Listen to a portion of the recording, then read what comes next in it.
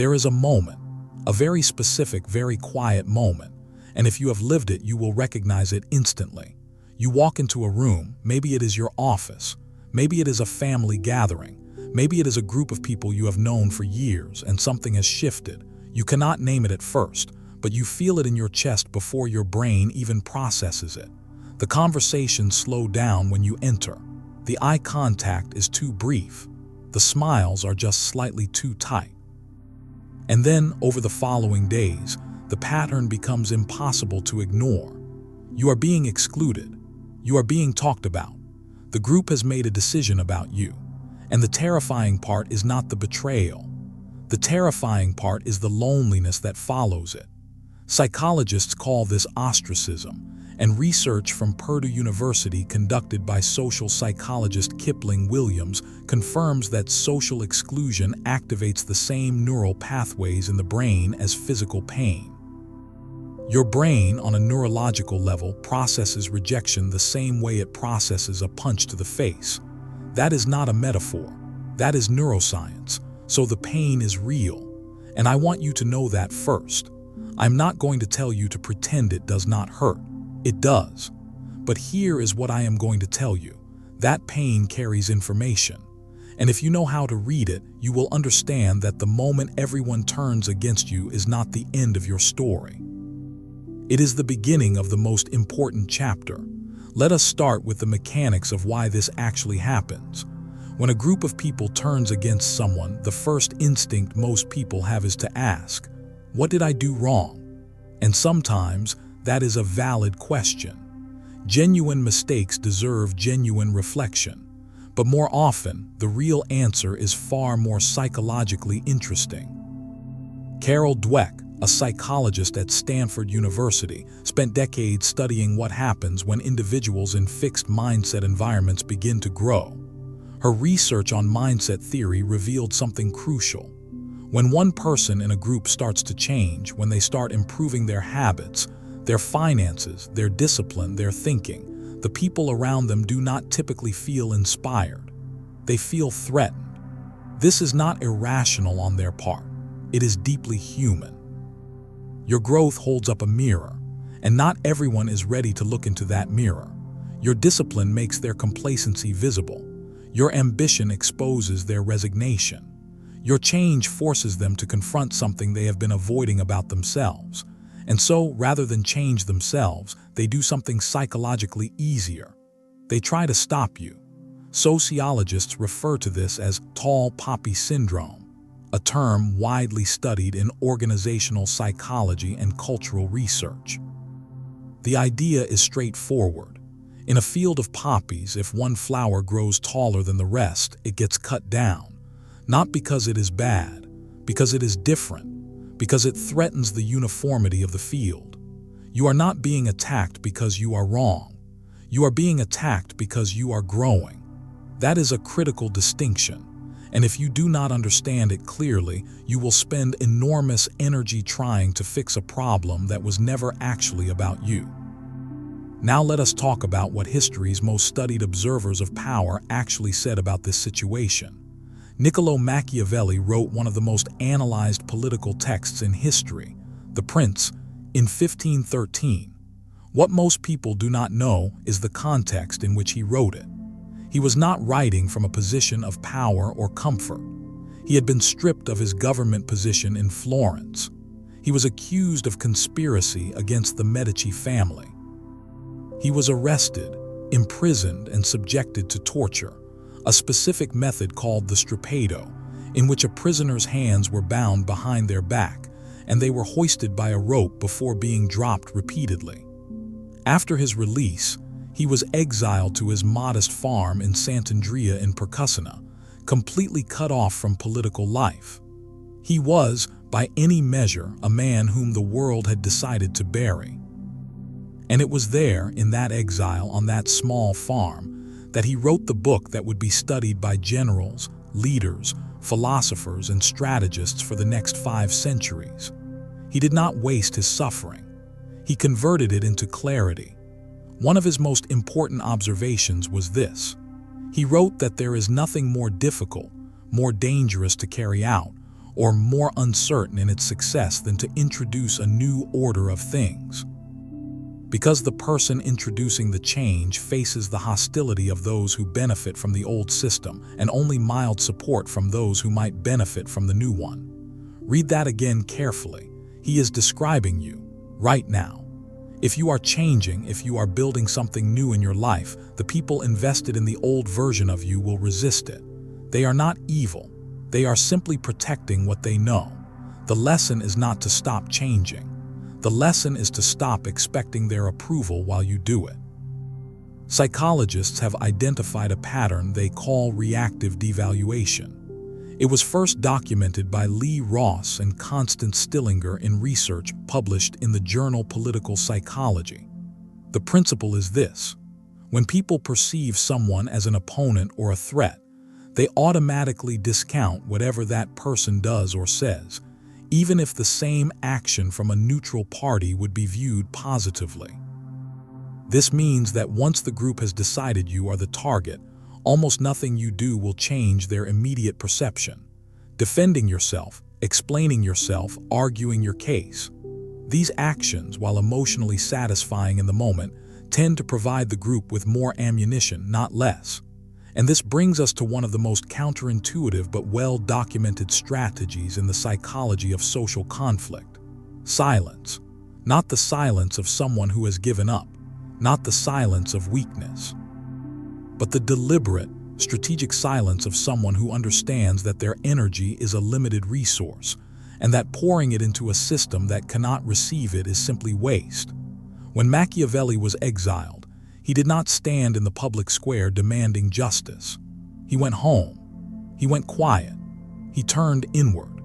The philosopher Nassim Nicholas Taleb described a framework in his 2012 book Anti-Fragile that maps perfectly onto this kind of situation. He identified 3 categories of systems. Fragile systems break under pressure. Robust systems withstand pressure. But anti-fragile systems actually get stronger when exposed to stress, disorder, and adversity. Most people who face widespread opposition try to be robust. They try to simply survive and hold on until it passes. But Taleb's research and framework suggest a third path. What if the opposition itself became the mechanism for your development? Every criticism directed at you contains data. If someone says you are arrogant, that may point to a communication gap worth addressing. If someone says you do not know what you are doing, that might highlight a skill area worth sharpening. Your enemies will often tell you truths your friends will not. Not because they care about you, but because they are trying to harm you. The information, however, remains accurate. Take the data, leave the emotion behind, and use what they gave you to build something they cannot touch. There is a historical example that illustrates this principle with remarkable precision. In the 6th century BC, a Roman nobleman named Lucius Junius Brutus found himself in one of the most dangerous situations imaginable. King Tarquinius Superbus had murdered members of Brutus's family, and Brutus was next in line for elimination. He had no army, no allies, and no political standing. So he did something that history would later recognize as one of the most sophisticated acts of strategic patience ever recorded. He pretended to be a fool. He acted slow and confused. He let the court mock him. He let himself become invisible through apparent harmlessness. And while everyone around him relaxed their guard because they saw him as no threat, he watched. He studied. He mapped the king's weaknesses and waited for the precise moment of political instability. When that moment arrived, after an act of royal violence that ignited public outrage, Brutus dropped the act entirely. He rose, organized the people, drove out the king, and founded what would become the Roman Republic. Robert Greene, in his widely studied work The 48 Laws of Power, refers to this as concealing your intentions. Not as deception for its own sake, but as a protective strategy in environments where revealing your ambitions makes you a target before you are ready to defend them. The core psychological principle here is threat perception. Once someone is perceived as non-threatening, they receive far less resistance. The moment you stop trying to prove yourself to people who are not ready to see you, you free up enormous energy to actually build the thing you are proving. Your ambition, when worn visibly in hostile territory, is a target. Keep it close until it is too large to attack. Let us talk about isolation itself. Because one of the most common mistakes people make when facing widespread opposition is to treat the period of being alone as a problem to solve. It is not a problem. It is a resource. Psychologist Esther Buchholz, in her research on the developmental role of solitude, argued that aloneness is not the absence of connection. It is the presence of a different kind of nourishment. Her work suggested that human beings need periods of genuine solitude not as recovery from social damage, but as an active process of psychological integration and growth. When you are stripped of external validation, when the group withdraws its approval, you are forced into a kind of psychological reckoning. You have to answer the question that most people spend their entire lives avoiding. Do I actually believe in what I am doing? Or have I always been doing this for the audience? That question, when answered honestly, is transformative. Look at the arc of someone like Steve Jobs. When the Apple board removed him from his own company in 1985, it was not just a career setback. It was a total public humiliation. The man who had built one of the most celebrated companies in history was escorted out by people he had hired. He spent the next 11 years in what he later called the wilderness. He founded a new computer company called NXT. He bought a struggling animation studio that would eventually become Pixar. He failed. He rebuilt. He learned what he did not know. He developed patience, something he had never had before. When he returned to Apple in 1997, he was not the same man who had left.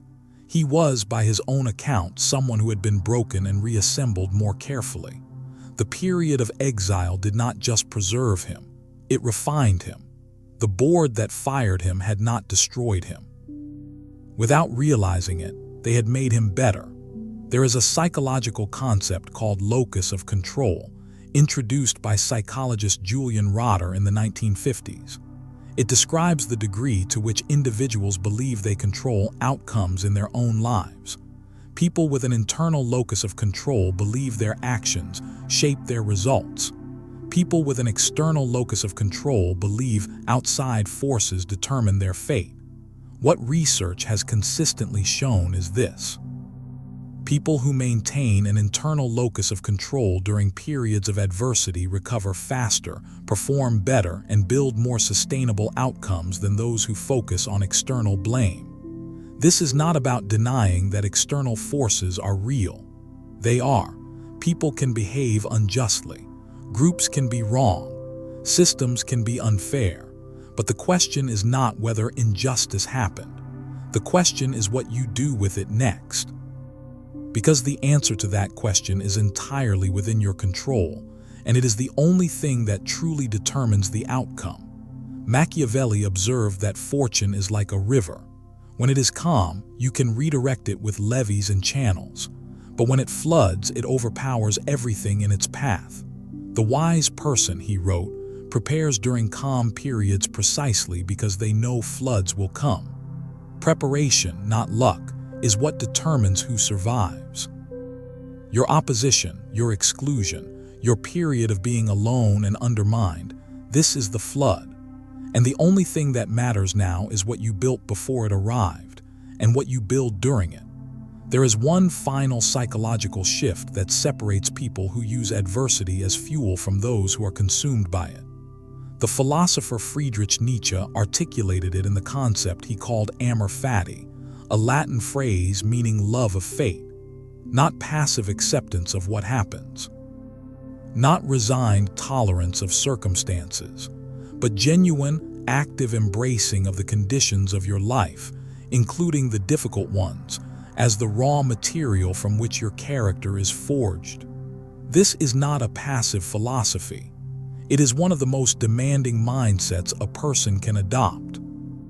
Because it requires you to look at the person trying to undermine you and recognize, without resentment and without pretense, that they are contributing to your development in ways that people who are kind to you simply cannot. Comfort does not build people. Pressure builds people. And the greatest pressure is the kind that comes from being completely alone, facing opposition from multiple directions, with no guarantee that things will improve. If you can stand in that pressure and keep building anyway, you are developing something that no one around you can replicate, because most people will never stay in that position long enough to find out what they are capable of. The ancient Stoic philosopher Marcus Aurelius, who governed the Roman Empire while managing wars, plagues, personal grief, and constant political betrayal, wrote in his private journals that the impediment to action advances action. The obstacle is the path. He was not writing for an audience. He was writing to remind himself that every difficulty he faced was not a detour from his purpose. It was the very road he was traveling. So here is what this all comes down to. When the room goes cold, when the conversations stop, when the smiles no longer reach the eyes of people you thought were yours, you have a choice, not between fighting and surrendering, between two completely different games. One game is about defending your position in a social structure that has already decided to reject you. That game is almost impossible to win, and winning it changes nothing. The other game is about using every single ounce of opposition, silence, betrayal, and exclusion as energy for construction. That game is hard, but it is the only game that produces something worth having at the end. Go quiet. Study the situation. Remove the need for their approval by building independence from the things they control. Identify the cracks in the opposition and use them strategically. Treat every criticism as information. Treat every exclusion as protected time. Build in the dark. Build slowly. Build without an audience. Because 1 year from now, 2 years from now, 3 years from now, you will walk into a different kind of room, one that you built. And the distance between where you are standing and where they are standing will make their opinion of you feel like a very distant and very small thing. That is not revenge. Revenge is small. What I am describing is something bigger. It is irrelevance. The moment when what they think simply stops mattering, not because you decided to be indifferent, but because you became someone whose trajectory they have no power to alter. That is when you have truly won. And the only way to get there is to stop asking for their permission to begin.